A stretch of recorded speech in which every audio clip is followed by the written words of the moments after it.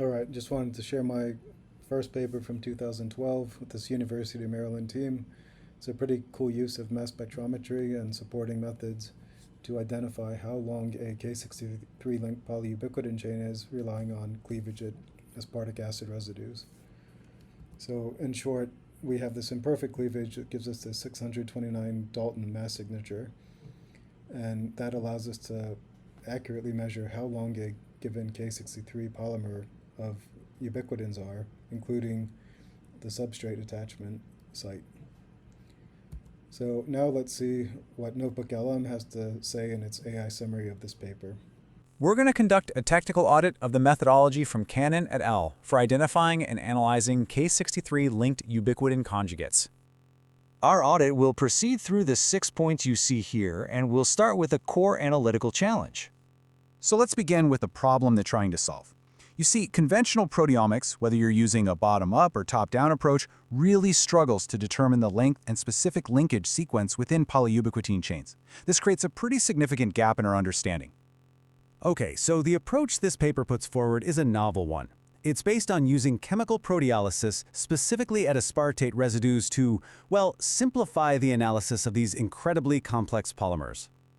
And this schematic really shows you how it works. The as-specific hydrolysis acts like a pair of chemical scissors. It takes the full, bulky ubiquitin chain, that's on the left, and snips it into these smaller, branched peptides you see on the right. This drop in molecular weight is absolutely crucial for making these things analyzable on a standard mass spectrometer. All right, now for the critical part.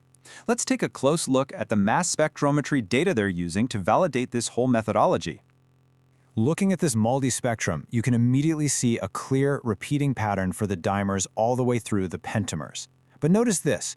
Each main oligomer peak, which is what you'd expect from cleavage at aspartate 58, has a partner, a second, distinct peak at a consistently higher mass. This pattern is our first major clue.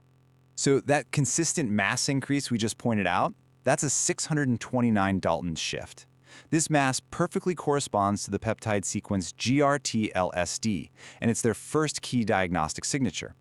What it tells us is that there's an incomplete or missed cleavage at the expected D58 site, and instead, the hydrolysis happened at D52. The second diagnostic signature comes from the MSMS product ion spectrum, which was generated using collisionally induced dissociation. Inside this spectrum, we find a very characteristic series of fragment ions. You can see them labeled here as B5 through B8. These specific B ions come directly from that truncated branch, the one that forms because of the alternative cleavage at D52. And what these extracted ion chromatograms do is prove just how useful those diagnostic B ions are. By tracking their signals, you can precisely pinpoint the K63 branched peptides at very specific retention times, even within a complex LC-MS-MS run. It's a clean way to validate their presence. So the method works on ubiquitin chains alone. The next logical test, of course, is to apply it to a known substrate protein. In this case, they used UBCH5B, which was conjugated with K63-linked polyubiquitin. Now here we see validation across two different analytical platforms. You've got the multi-spectrum up top and the high-resolution ESIMS on the bottom. Both confirm that the peptide is conjugated to a truncated diubiquitin chain. But what's really critical is that both spectra clearly show that diagnostic 629 Dalton mass shift. That provides some really robust, consistent evidence across different ionization methods. The supplementary ESIMS data provides even more corroboration. Seeing that 629 Dalton shift consistently across multiple charge states gives you a much higher degree of confidence. It helps remove any ambiguity and really strengthens the assignment of this K63-linked conjugate to this specific peptide. Of course, no technical audit is complete without assessing a method's limitations, and in this case, we have to look into the high incidence of missed cleavage at that aspartate 58 residue. The fact that this cleavage is so systematically missed suggests there's a non-random cause. So the next step in our audit has to be figuring out if there's a structural reason for this resistance to hydrolysis right there at aspartate 58. And the structural data gives us a perfectly clear rationale.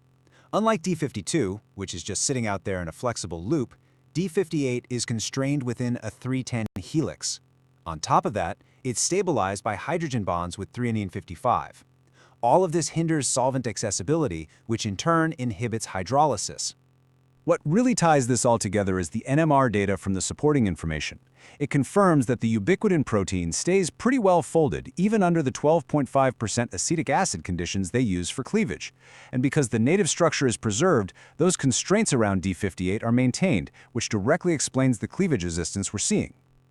Okay, let's conclude with a summary of our findings from this audit.